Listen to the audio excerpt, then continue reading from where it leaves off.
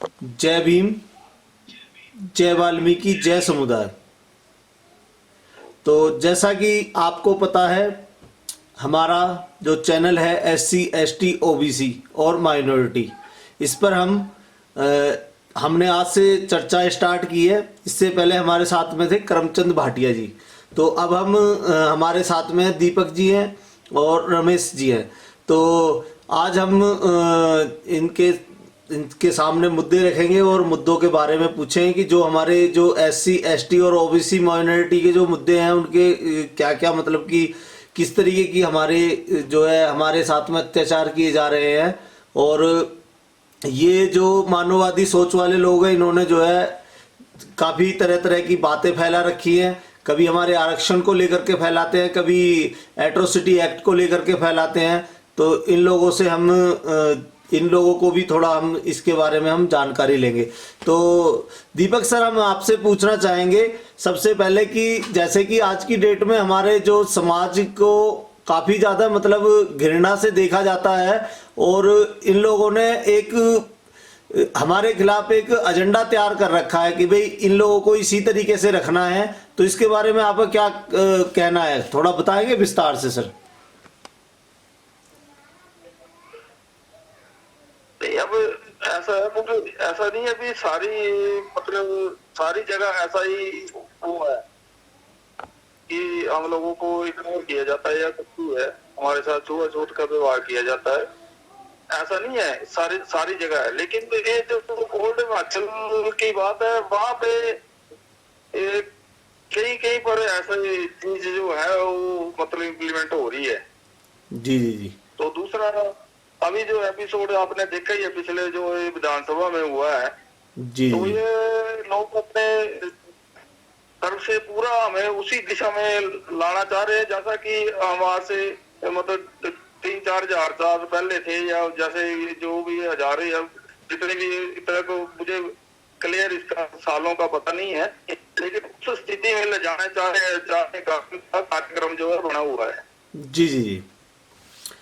तो अभी अभी आपने जैसे कि अभी ऊना में रैली की गई थी, जनसभा थी, काफी तगड़ी मतलब कि जनसभा की गई थी, जिसमें कि हमारे SC समाज के काफी कम लोग पहुंच पाए थे, क्योंकि माननीय प्रधानमंत्री जी हमारे आए हुए थे हिमाचल प्रदेश में। तो उसकी वजह से सारी की सारी बसेस वहां पर लगा दी गई थी। तो मेरा मानना यह है कि उसकी वजह से भी SC समुदाय के जो लोग थे वो बहुत ही ऊना की रैली में बहुत ही कम पहुंच पाए, जबकि हमारा अनुमान 20 से 25 हजार का था, वहां पर 4-5 हजार लोग ही जुटा पाए थे। तो ये एक सरकार की तरफ आप क्या कहना चाहेंगे सर?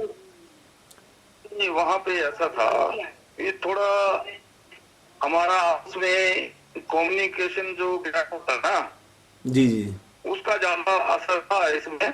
जी और ना ही हम लोग अपने कनेक्ट कर पाए इसके बारे में, जी क्योंकि ये सीधी मतलब सभी को मतलब साथ मतलब उसमें नहीं लिया गया ना।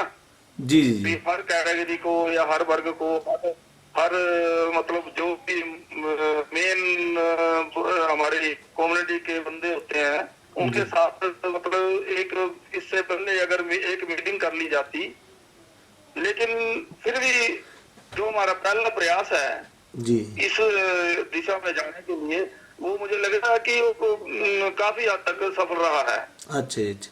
जैसे इससे पहले कालीवाड़ी हॉल में शिमला में मीटिंग हुई थी, तो शिमला में मीटिंग होने के बाद में ये फैसला लिया गया था, तो आपको भी पता चला होगा।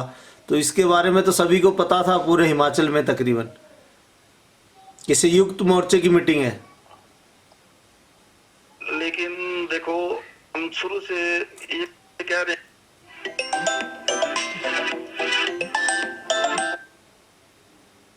के लिए, फ्रंट पर आने के लिए थोड़ा झिझकते हैं इस मामले में ना। जी जी जी उनके मन में कोई डर कि अगर हम ये करेंगे तो हमारे साथ ऐसा ना हो, तो अगर हम ये करेंगे तो हमारे बच्चों के साथ ऐसा ना हो। लेकिन ये जो डर है, जी ये जी। जो डर हमारे मन में बैठा हुआ ना, इस डर को हमें अपने उसमें से निकालना है, तभी हम लोग कामयाब हो पाएंगे इसमें। अच्छा अच्छा। तो और आपने कोई संदेश देना हो, कोई हिमाचल प्रदेश में काफ़ी आपको पता तो है ये एक हिमाचल में जैसे आपको किसी उससे माध्यम से संदेश देना चाहते हो कि भी आप जो भी स्टैम्प पर कर रहे हैं किस समाज को, या फिर जैसे कि आपका ये अभी एक और भी आपसे सवाल पूछना था मैंने।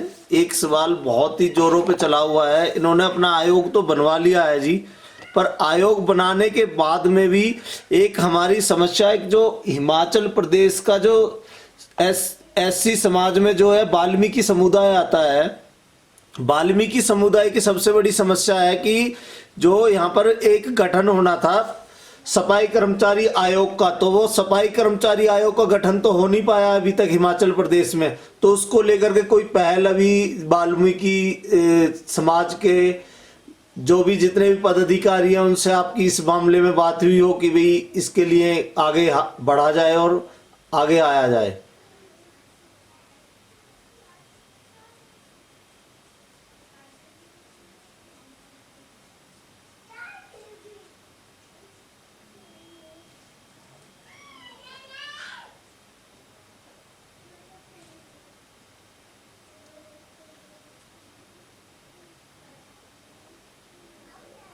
हेलो,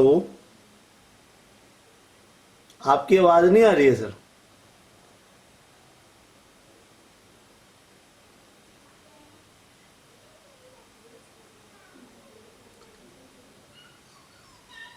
आपकी आवाज नहीं पहुंच पा रही सर। जी जी तो हम सीखना चाहेंगे कि मेन कारण यही है हमारे में जो है कम्युनिकेशन या आपसी जो वार्तालाप है ना वो बहुत कम है।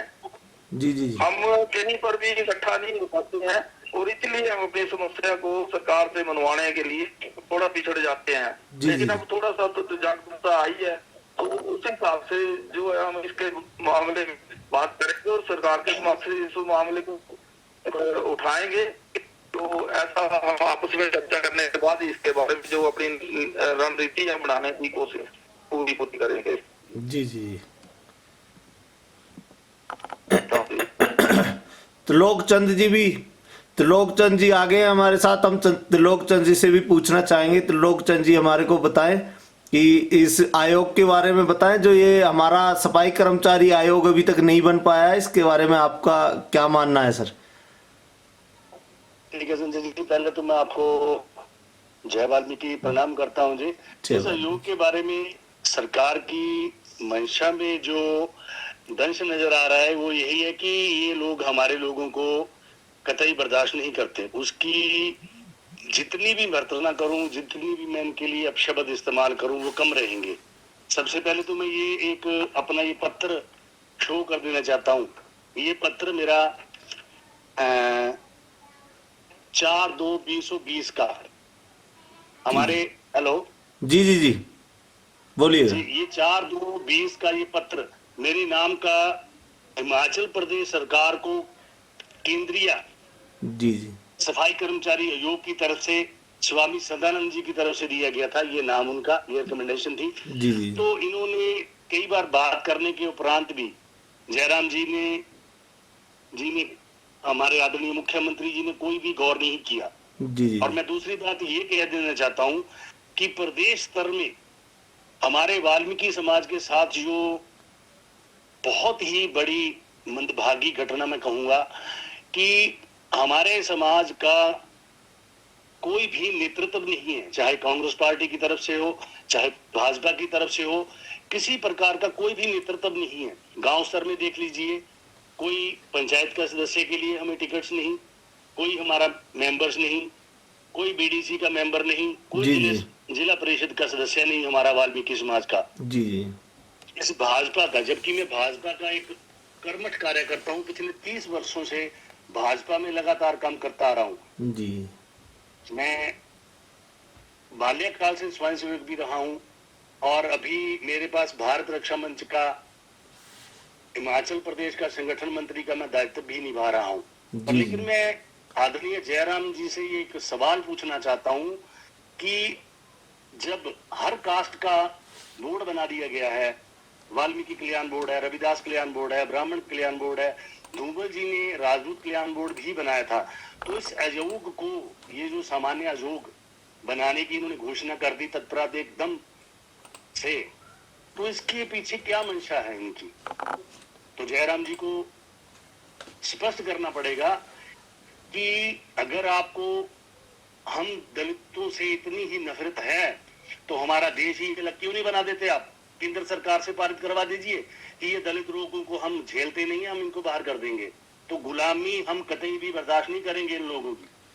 आज भी इस रोमित ठाकुर को मैं इसकी अच्छी तरीके से जानता हूं कि ये किस बैकग्राउंड का आदमी है, इसके दादाजी किस राजनीतिक पार्टी से संबंध रखते थे और इसको कौन लोग फंडिंग कर रहे हैं, कौन लोग इसकी सपोर्ट कर रहे हैं। मैं समय आने पे, आज मैं आदरणीय मुख्यमंत्री श्री जयराम जी को ये बता देना चाहता हूं कि समय आने पे मैं एक एक परत उतारूंगा इनकी कि कौन, क्या इसकी मंशा है, इस रोमित ठाकुर की इस दिमाग में क्या चल रहा है। ये सफाई कर्मचारी आयोग, ना तो क्या कहूं, मैं यही कहूंगा कि इनकी करनी और कथनी में भाजपा की जमीन आसमान का अंतर है। और दूसरी बात मैं ये कह देना चाहता हूं, नेता विपक्ष श्री मुकेश अग्निहोत्री जी मेरी हरोली कॉन्स्टिट्यूएंसी से ही आते हैं, उनके मुंह में क्या दही जम गया था? हमारे नेताओं के, भाजपा वालों के नेताओं में तो मुंह में दही जम गया था, क्या नेता विपक्ष के मुंह में भी दही जम गया था कि वो इस जो घिनौनी हरकत ये रोमित ठाकुर ने हमें, हमारे समाज को जगाने का कार्य किया है, उसके लिए मैं हाथ जोड़कर उसका धन्यवाद करता हूं। पर लेकिन एक चेतावनी भी मैं देता हूं, अगर हमारे समाज को, हमारे दलित समाज के साथ आप छेड़छाड़ करोगे तो ये आप देश को गृह युद्ध की ओर ले जाओगे। तो इस सब की जिम्मेवारी सर्वप्रथम हमारे मुख्यमंत्री श्री जयराम ठाकुर जी की होगी, उसके बाद केंद्रीय सरकार की जो जिम्मेवारी रहेगी कि उसको कांड की तरफ जरा गौर करे, ध्यान दे, अन्यथा आने वाला समय बहुत ही भयंकर की तरफ जा सकता है। और सर अगली रणनीति क्या होगी?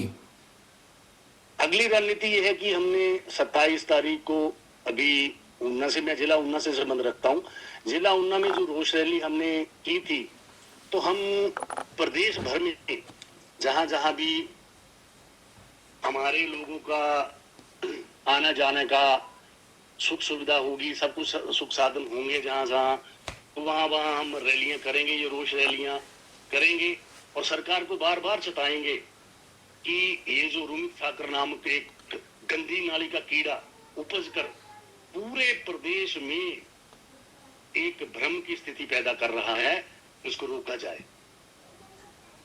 जी जी। तो जो हम अभी कुछ ही दिनों में जिला कांगड़ा के धर्मशाला में यही रोष रैली करने वाले हैं। उसके बाद जो भी हमारे संयुक्त मोर्चा के सदस्य हैं, जैसे जैसे हमारी रणनीति बनती जाएगी वैसे वैसे हम आप सरकार को भी सूचित करते जाएंगे और अपने सभी कार्यकर्ताओं को भी सूचित करते जाएंगे। जी जी। और मैं इस भाजपा में अगर किसी इंसान ने हमारा बाजू पकड़ा है, मैं उनका हाथ जोड़कर अति धन्यवादी करूंगा। वो है आदरणीय, मैं आदरणीय कहूंगा, हो सकता है कि मेरे से उम्र में वो छोटे भी हो सकते हैं, राकेश पठानिया जी, जो नूरपुर से विधायक है, युवा खेल मंत्रालय और वन विभाग का मंत्रालय उनके पास है। उन्होंने अगर हमारी बाजू पकड़ी है तो हमें उन पर पूर्णतः विश्वास है कि वो हमारी और ध्यान भी देंगे। जी। अन्यथा आज तक हिमाचल में हमारा बाजू पकड़ने वाला कोई भी इंसान हमें नहीं मिला। रोमित ठाकुर जो है आजकल एक अलग ही तरीके का बयान देते हुए नजर आते हैं, जो कि उन्होंने अभी पीछे से बोला था कि भाई 62 लाख लोग हिमाचल प्रदेश में 62 लाख लोग हैं जो कि हिमाचल की आवाज है। जबकि मेरा मानना है, मैंने जो आंकड़े निकाले हैं उसमें SC ST और OBC के 31 लाख लोग बैठते हैं, जो कि जनगणना के हिसाब से 44.4% है। तो इसमें ये क्षत्रिय समाज के 10 लाख लोग भी नहीं होते हैं, फिर भी ये 62 लाख लोगों का एजेंडा उठा के रखते हैं। इसके बारे में क्या कहेंगे आप? ये इसके बारे में तो भलीभांति सरकार भी जानती है, केंद्र सरकार भी जानती है और प्रदेश सरकार भी जानती है।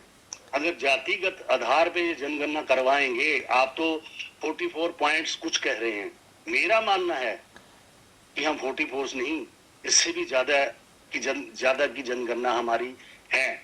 इसी कारण ये लोग जनगणना, जातिगत जनगणना नहीं करवा रहे हैं। ये कह रहे हैं कि 70% है, मैं नहीं मानता 70% है। इनकी जनगणना को देखिए और हमारी जनगणना को देखिए, ये सब झूठ के पुलंदे पे चल रहे हैं।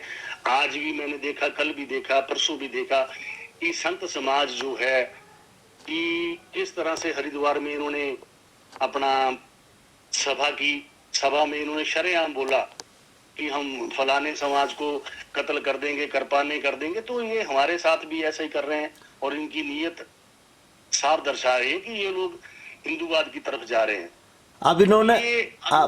अब इन्होंने सर एक और एजेंडा अब लिया है नया, ये जैसे कि अभी आपने देखा होगा सोलन डिस्ट्रिक्ट में सीट है, तो उस पे भी जो एससी की सीट्स है उनके लिए ये बोल रहे हैं कि भी इनको हम ओपन करवा देंगे और इस तरीके की इनकी घरना है और गलत तरीके से मतलब कि अलाल बबाल तरीके की बातें करते हैं। ये इनका कुछ मानसिक संतुलन की तो बात नहीं है? कुछ आप बोलना चाहेंगे इसके बारे में?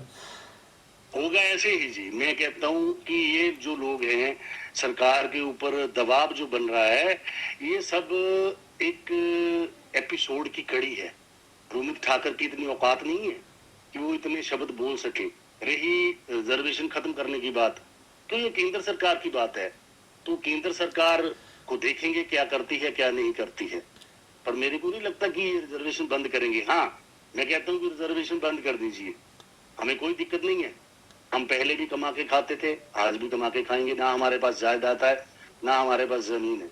मैं कहता हूँ सब कुछ बराबर कर दीजिए। आइए हमारे साथ। किस दिशा में ये जनरल समाज के लोग या ये रोमित ठाकुर के लोग या इसके गुर्गे कहते हैं कि हमारे साथ ये होता है। मैं कहता हूँ कि हमारे दलित समाज ये बच्चे, आप किसी भी राइल में हमारे से ले लीजिए, हम आपके साथ कंपटीशन करने के लिए तैयार हैं। कर दीजिए रिजर्वेशन बंद, आर्थिकता के हिसाब पे रिजर्वेशन दीजिए। हम भीख की जिंदगी नहीं जीना चाहते अब हम। जी जी जी। तो आगे की रणनीति साफ है। अभी बिलासपुर में मैंने जैसे कि पता है कि 16 तारीख को कोई एक मीटिंग रखी गई है बिलासपुर में, तो उसका क्या एजेंडा रहेगा आगे, आपके माध्यम से थोड़ा जानने की कोशिश करेंगे हम। जी, 16 तारीख की जो मीटिंग है वो संयुक्त मोर्चा के जो एससी ओबीसी के जितने भी हमारे कार्यकर्ता हैं उसमें बैठेंगे। जो भी रणनीति तय होगी वो हम बिल्कुल क्लियर करके चलेंगे जी। उसमें ये होगा कि जो जहां हमारी जनगणना ज्यादा है, जहां हमारी जनगणना ज्यादा है, जहां एससी बीसी ओबीसी के जनगणना हमारी ज्यादा है, संख्या हमारी ज्यादा है, उसकी और नजर रखते हुए हो सकता है कि हम कल को, अभी मैं नहीं बोल सकता इसके बारे में, जो संयुक्त मोर्चा फैसला लेगा वो हमें मान्य होगा। जी जी जी। रमेश जी के पास आना चाहेंगे हम। रमेश जी प्लीज। जी जी जी, मेरी आवाज आ रही है सर? जी जी आ रही है। आपकी वीडियो नहीं दिख रही है, आवाज तो आ रही है। तो आपका क्या मानना है, ये जो लोग हमारे एससी एसटी समाज के खिलाफ जो इन्होंने जिस तरीके की बातें कर रहे हैं, इसके बारे में आप क्या कहना चाहेंगे सर? सबसे पहले मैं आपको जय मूल निवास कहूंगा, जय बाबा साहब अम्बेडकर जी, और जय। ये जहाँ तक अपना मेरी अपनी सोच है, ये जब 14 में जब इलेक्शन हुए थे मोदी के, तब इन्होंने एक नारा दिया था, स्वाभिमान सम्मेलन, और इन्होंने प्यार से हमारे लोगों से वोट लिए और सेंट्रल पे पूरी अपनी धाक जमाई, और बस वो जो टाइम था एसएस का एजेंडा मोदी जी के हाथ में पकड़ा दिया आरएसएस ने, और हमारे लोगों का उसी वक्त से जो था वो शोषण स्टार्ट हो गया। सबसे ज्यादा हमारे लोगों के साथ, हमारे लोगों को प्रताड़ना का शिकार होना पड़ा। और आस्ते आस्ते अब जब इन्होंने देखा कि अब हमारा वर्चस्व जो है हिंदुस्तान पे कायम हो गया है, तो इन्होंने सबसे पहले मुस्लिम समुदाय को हरास किया और उसके बाद इनका टारगेट हमारे पर था। मुसलमानों को तो इन्होंने अब एक साइड में कर दिया, इन्हें पता है कि छेड़ेंगे तो कुछ ना कुछ करेंगे, तो थोड़ा सा इन्होंने अब हमारे जो दलित समाज है SC ST, इसमें OBC को मैं ज्यादा नहीं प्रेफरेंस दूंगा क्योंकि वो इनके तलवे चाटते हैं आज भी, वो अपने आप को सवर्णी कहलाते हैं। तो जो एक्चुअली में जो SC SC कास्ट है वो रविदासीय और हमारा वाल्मीकि समाज है, और सिर्फ अगर ये दो कास्टें भी हिमाचल में खड़ी हो जाती हैं तो इन्हें गिराने वाला कोई नहीं है। जी जी तो मैं ज्यादा ना बोलता हुआ यही कहूंगा कि हमारी एक थोड़ी सी मजबूरी रहती है, कांग्रेस हो चाहे जनता हो, क्योंकि हम लोग भूमिहीन है और टोटली हम सरकारी नौकरियों पे डिपेंड करते हैं, इसलिए हमें कहीं ना कहीं इन सरकारों का हाथ करके जाना पड़ता है। और तो अब जो लगता है वो बहुत खराब आ रहा है, खास करके हमारे सफाई लोगों, जो सफाई से ताल्लुक रखते हैं लोग, उनके लिए आज बहुत जो है मुश्किल की घड़ी आ गई हुई है, क्योंकि इन्होंने पार्ट टाइम जॉब दे दी हुई जहां पर रेगुलर लोग करते थे काम, रोजगार वैसे ही बंद कर दिया, तो हमारी जो रीढ़ की हड्डी है वो तोड़ी जा चुकी है। और इसमें मेरे चंद कुछ लोग जो है जो इनके बीच में इनके तलवे चाट रहे हैं, जो समाज को नहीं समझ पा रहे हैं, तो वो हमारे समाज में एक गलत संदेश दे रहे हैं। पार्टी कोई भी है, हम ये नहीं कहते कि किसी के साथ मत चलो, लेकिन जब समाज की बात आती है तो एकदम उसके लिए खड़ा होना चाहिए। आज जो एक आदमी उठ के जो इतना बड़ा चैलेंज कर रहा है कम्युनिटी को, SC ST OBC को, तो इतने मरे हुए लोग नहीं है, इतिहास गवाह है इसके लिए कि हम डरते नहीं है। सिर्फ ये है कि हमारा नेतृत्व करने वाला कोई ढंग का आदमी नहीं है। और जैसा कि बैंस जी ने भी आपको बताया कि हमारे सफाई आयोग के लिए काफी संघर्ष हुआ है हमारा, और काफी दूर दूर तक पहुंची है ये बात। मतलब जयराम ठाकुर जी के भी समक्ष ये मुद्दा हुआ है, लेकिन इनकी जो हरकत हुई है, ये जो इन्होंने शव यात्रा निकाली, उससे स्पष्ट हो जाता है कि ये लोग हमें कहीं पर भी स्टैंड नहीं होने देंगे। जी जी जी इसका मैं आपको स्पष्ट उदाहरण देता हूँ। अभी जो इन्होंने कांग्रेस की जो 35 मेंबरों की लिस्ट निकाली है, जो इनके कार्यकर्ता, उसमें से SC का एक ही आदमी लिया हुआ है इन्होंने। जी और वो भी वो हो सकता है जो इनके तलवे काट रहा हो। हाँ, मैं 1 मिनट में आपको रोकना चाहूंगा।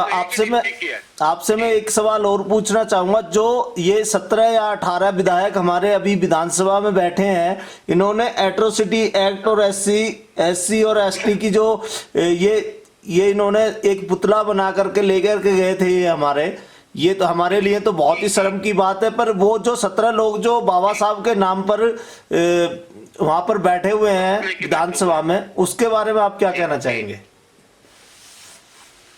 सर, ये लोग सभी एक ही थैली के चट्टे बच्चे हैं। ये जो 17 MLA हैं, ये डिस्ट्रिक्ट मतलब धर्मशाला डिस्ट्रिक्ट कांगड़ा से ही है, लेकिन ये सिर्फ अपनी झंडी के लिए लड़ते हैं। ये आज दिन तक मेरी भी 64 साल उम्र हो गई है, और मेरे ख्याल से 20-22 के बाद मैं नौकरी पे लग गया था, लेकिन आज दिन तक मैंने किसी भी विधानसभा में, किसी भी लोकसभा में हमारे लोगों का मुद्दा उठाता हुआ कोई भी MLA या मंत्री नहीं देखा मैंने। और हमारे हर साल हम मतलब लैंडलेस लोग हैं हमारे यहाँ पर धर्मशाला में भी, तो हर वक्त हम जब भी जयराम ठाकुर आए या वीरभद्र जी आए या जो भी उस वक्त सरकारें रही, हमने उनके पास जाकर के डेपुटेशन मिला, हमने अपनी रिक्वेस्टिंग की, लेकिन आज दिन तक हमें सुनता ही कोई नहीं है। जी जी जी मतलब 58-50 साल कब्जों को हो गए हैं, टैक्स पे कर रहे हैं, सब कुछ सिविल स्टेशन है, कोई फॉरेस्ट लैंड नहीं है ये। लेकिन जो वहाँ के रेवेन्यू के जो ऑफिसर्स हैं या पटवारी हैं, कानगो हैं, वो बोलते हैं आपका तो समस्या ही कुछ नहीं है, ये तो इन्हें रेगुलराइज कर देना चाहिए। लेकिन in the heart of city बसने के कारण इन लोगों के आंखों में आरोप चुभते हैं। जी जी जी और शिमला में आपको पता होगा, शिमला में जो MC म्युनिसिपैलिटी कॉर्पोरेशन है, उसमें एक टेंडर कर दिया गया, किसी ठेकेदार को दे दिए गए हैं बंदे। आप इसके बारे में आपको पता है? सर नहीं, इसके बारे में मुझे ज्यादा पता तो नहीं है, लेकिन जो टेंडर लिया होगा वो भी हमारी कम्युनिटी से हो सकता है, ताल्लुक रखता हो। जी जी जी लेकिन ये भी गलत बात है। जो टेंडर लेते हैं उनमें हमारे लोगों का भी थोड़ा सा काफी हाथ होता है। जी जी जो अब देखो ना, मैंने पहले कहा मेरा समुदाय बहुत गरीब है, एक छोड़ेगा तो दूसरा चला जाता है, दूसरा छोड़ेगा तो तीसरा चला जाता है उसी काम के लिए। जी जी जी तो अगर इस चीज को स्टॉप लगाना हो तो थोड़ा सा हमें अपनी मतलब कम्युनिटी को पावर में लेके आने पड़ेगा, थोड़ा उनके अंदर एक हौसला पैदा करने पड़ेगा। अगर 2 दिन भूखा भी रहने पड़े तो रह जाओ, जी जी जी तो तभी इस लड़ाई को जीत सकते हैं, अदरवाइज तो कोई ना कोई कर जाएगा उस काम को। जी जी अब तो इन्होंने वैसे मैंने आपको पहले कहा पार्ट टाइम कर दिया हुआ इन्होंने, जो तो 1-2 घंटा काम करो और अपने घर में जाके सो जाओ। हाँ जी, तो हाँ जी। उसमें क्या करेंगे, बच्चे पालेंगे, जी। खाना खाएंगे, नौकरी करेंगे, बच्चे पढ़ाएंगे, क्या करेंगे, कुछ भी नहीं करेंगे। जी सर, मैं त्रिलोक मैं आपको रोकना चाहूंगा, त्रिलोक जी के पास आना चाहूंगा मैं दोबारा से एक बार और please. Sir thank you sir मैं आपसे एक सवाल पूछना चाहूंगा जो कि बहुत ही मतलब एक गहरा सवाल है।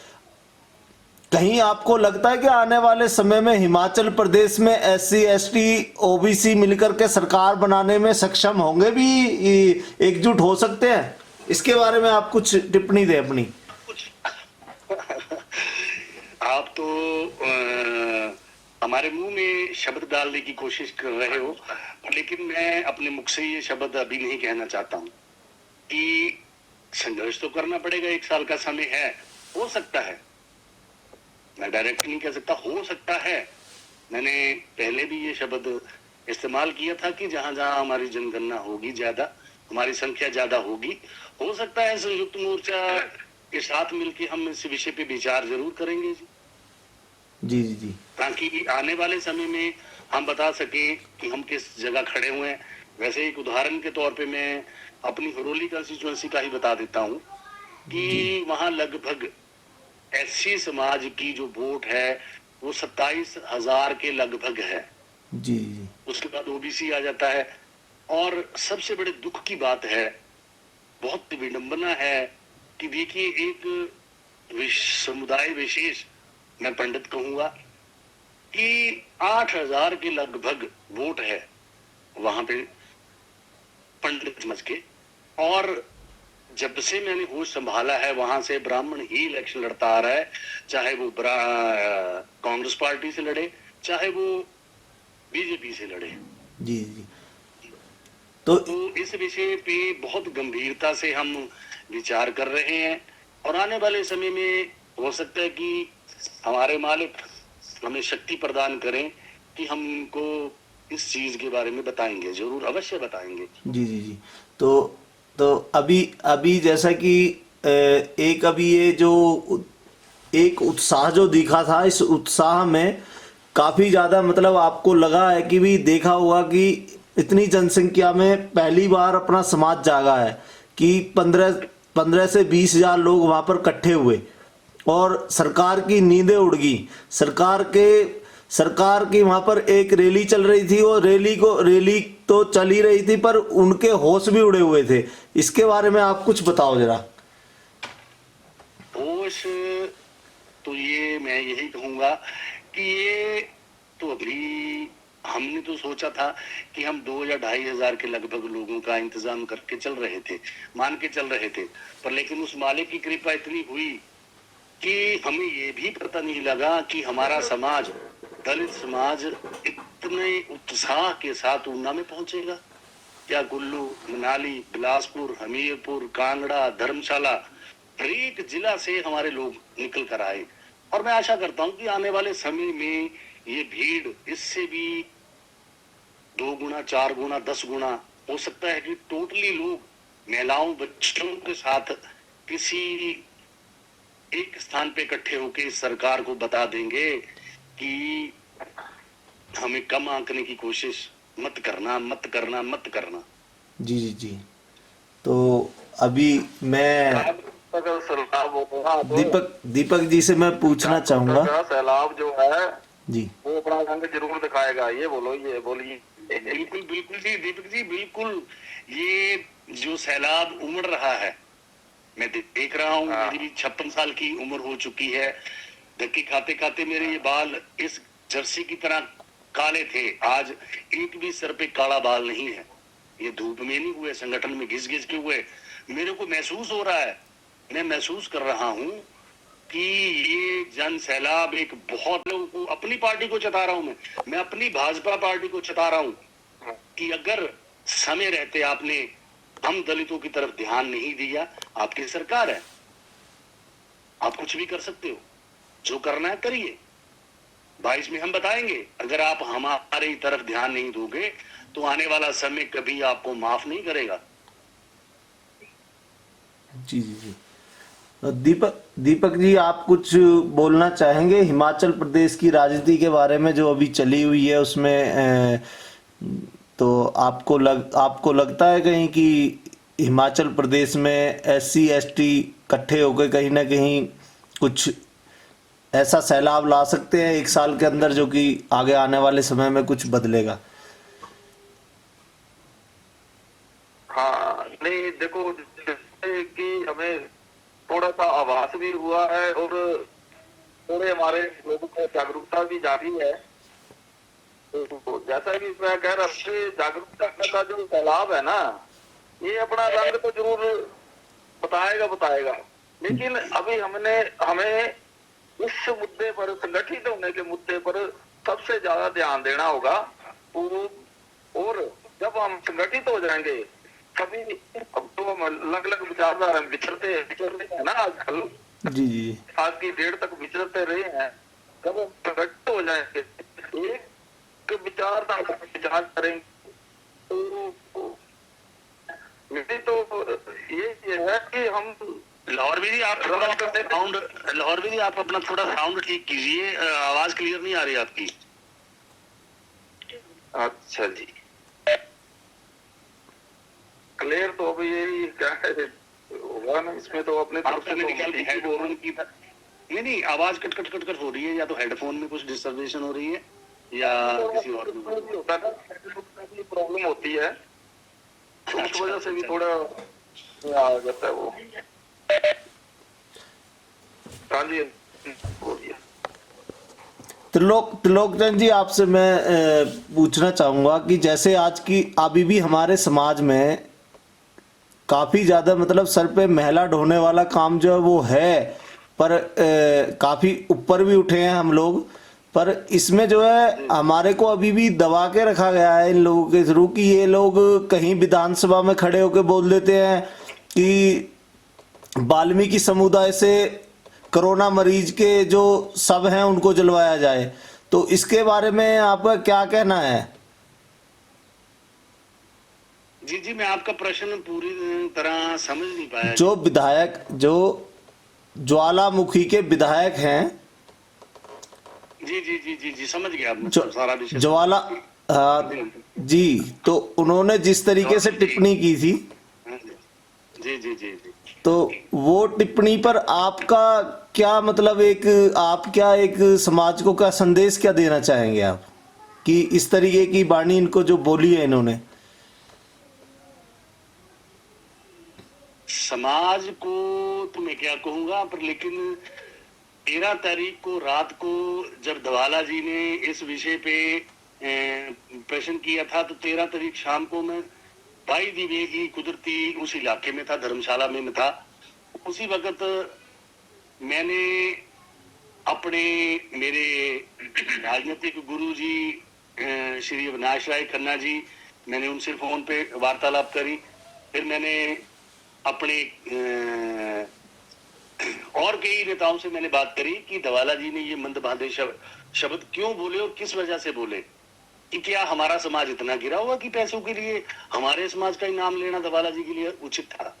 तो मैंने उनसे प्रश्न किया। जो 14 तारीख को मैं विधान परिषद में पहुंच गया, धर्मशाला विधानसभा परिषद में पहुंच गया, तो वहां पे जाके मैंने डायरेक्टली पूछा कि धवाला जी बताइए आपकी क्या मंशा थी। तो धवाला जी बोले कि जी मेरी ये मंशा नहीं थी कि मैं किसी की समाज के प्रति ऐसे शब्दों का इस्तेमाल करूं, मैं जनरल समाज के लिए बोलना चाहता हूं। तो उन्होंने कहा कि मैं इस बात के लिए खेद प्रकट करता हूं, क्षमा मांगता हूं। और उसमें राकेश पठानिया जी ने कहा, उस वक्त राकेश पठानिया जी मेरे को विधान परिषद के बाहर आकर मिले, तो उन्होंने कहा कि भाई साहब अगर आप चाहो तो मैं लिखवा के दे देता, धवाला जी से लिखवा के दे देता हूँ कि मैंने ये शब्द इस मंशा से नहीं किए बोले कि इंसल्ट हो किसी समाज की, तो मेरे से अचानक बोले गए, तो मैं उसके लिए क्षमा मांगता हूँ। तो कहते हैं कि क्षमा का दान देने वाला भी बड़ा होता, तो इसलिए हम ज्यादा फिर उस विषय पे नहीं बोले। तो फिर मेरी फोन से भी पर भी उनसे वार्तालाप हुई, तो दवाला जी ने मेरे को कहा कि मैं भी कोई बहुत बड़ा रजवाड़ा नहीं हूँ, मैं भी एक आपकी तरह, आप ऐसी समाज के हो, मैं भी इसी समाज का हूँ, पर लेकिन मैं उसके लिए फिर से आपसे बहन साहब और अब सारे समाज से क्षमा मांगता हूँ। तो हमने भी, ठीक है कि इंसान अगर गलती करता है तो गलती मान लेता है, तो हमें भी चाहिए कि हमसे बड़े भी थे तो हमने भी कुछ ज्यादा इस पे टीपा टकड़ी नहीं करी। ठीक ठीक ठीक है। तो अब आपसे हम ये पूछना चाहेंगे कि हमारा जो समाज है आज की डेट में उन्नति कर रहा है, और आप बच्चों को और एससी समाज के सभी समुदायों के लोगों को आप क्या एक लास्ट अपना एक जो लास्ट में आप कुछ अपनी तरफ से कुछ बोल दे तो बहुत ही अच्छा होगा। हाँ जी, मैं तो अपने सर्व समाज को, ऐसे समाज को हाथ जोड़कर विनम्र निवेदन करूंगा, खासकर अपने वाल्मीकि समुदाय को यही रिक्वेस्ट करना चाहूंगा कि आप 3 टाइम का खाना मत खाइए, 2 टाइम खा लीजिए। ये जो हमारे समाज के अंदर थोड़ी कुरीतियां हैं, अब तो काफी फर्क पड़ गया, थोड़ी कुरीतियां हैं, इनको छोड़िए और बच्चों की पढ़ाई की तरफ ध्यान दीजिए। मेरी तरफ ही उदाहरण ले लीजिए, मेरे घर में कोई सरकारी नौकरी नहीं है, कोई कमाने का कोई परमानेंट कोई साधन नहीं था। मैंने कभी अपने आप को छुपाया नहीं, मैंने जूठे बर्तन साफ करके भी, ऑटो चला के भी, ड्राइवरी करके भी, मतलब अपने इन हाथों से काम करके अपने बच्चे को पढ़ाया है मैंने। मेरा बेटा बड़ा MBA फाइनेंस है जी, गवर्नमेंट कॉलेज धर्मशाला से पढ़ा है, और छोटे वाला ITI करके CTI करके घर में बैठे हुए। इस सरकार से हमें कुछ भी नहीं मिलने वाला है, हमें सक्षम होना पड़ेगा, हमें अपनी ताकत को बढ़ाना पड़ेगा। कहते हैं गुरु गोविंद सिंह जी का एक दोहा है, निज बल यूं ही कोई राज न दे है, जो भी ले है निज बल से ले है। शुभ कर्मन से कबहू न डरो, निश्चय कर अपनी जीत करो। ठीक है जी, थैंक यू, धन्यवाद सर, आपका बहुत बहुत धन्यवाद सभी का। जीत करना चाहते हैं। जी जी, धन्यवाद सर आपका सभी का बहुत बहुत। ठीक है।